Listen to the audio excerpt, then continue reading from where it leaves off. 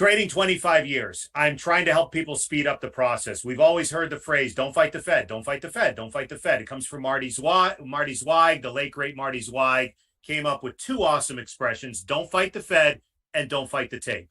So trading 25 years, I kept hearing don't fight the Fed. It really didn't resonate with me. It really didn't leave a strong impression upon me until the last 5 years. I'm not a macroeconomist.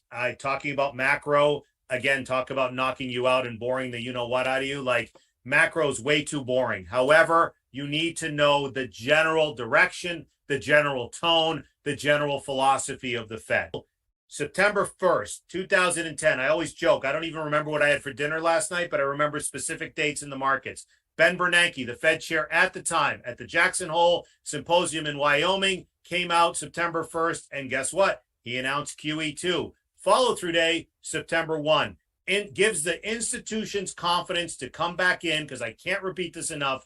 The institutions control the markets. The big pension funds, mutual funds, hedge funds, the guys and gals who are trading millions, if not more than that, shares. They control the market. So, common sense, it'd be nice to kind of follow what they do. Wait for signs of big volume coming into the markets. QE2 announced that liquidity, accommodation, and was an equity-friendly environment for a sustained uptrend into the fall, into the end of the year in 2010.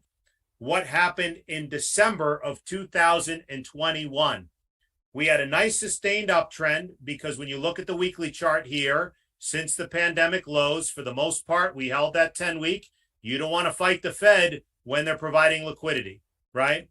And then what is the main reason, in my opinion, we broke through the 10-week? When you go to the daily chart, it's because all of that liquidity, bond buying, the Fed said, we're going to stop our bond buying in 2022. Big distribution, market starts to break down.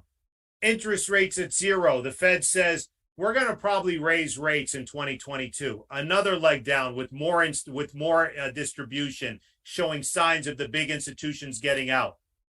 Early to mid-January of this year, in their Fed minutes, we're going to start to reduce our balance sheet. More distribution, breaking below the 10-week and eventually the 200-day. So my point is, of this whole rant, soliloquy, TED Talk, whatever you want to call it, is that you don't want to fight the Fed. When they're providing liquidity, don't get in their way. When they're providing an accommodative, equity-friendly environment. In my opinion, I can't put a percentage on this. Let's say 90% of this decline this year is because the Fed stopped their bond buying, stopped their accommodation, raised interest rates, reducing their balance sheet, and that's what leads to this downtrend. And in my humble opinion, we won't get a real sustained follow-through day and sustained uptrend until they pause their current rate hiking cycle.